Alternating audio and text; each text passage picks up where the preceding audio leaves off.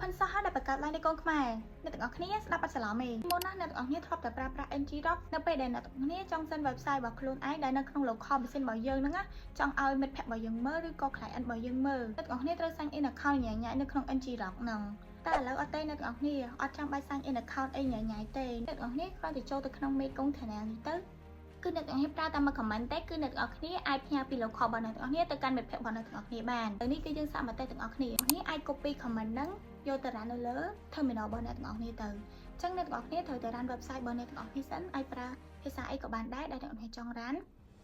លើ local របស់ខ្ញុំឥឡូវគឺដើរហើយអញ្ចឹងខ្ញុំចង់ដឹងថាខ្ញុំចង់ send ឲ្យមិត្តភ័ក្តិរបស់ខ្ញុំឬក៏អ្នកផ្សេងទៀតមើលឃើញដែរអត់អញ្ចឹងខ្ញុំទៅ run មេកុង channel នោះមិញហ្នឹងអញ្ចឹងខ្ញុំ copy link ហ្នឹងមកយកទៅផាត់នៅលើ browser របស់ខ្ញុំអញ្ចឹងនៅលើ browser របស់ខ្ញុំហ្នឹងគឺចាប់ផ្ដើម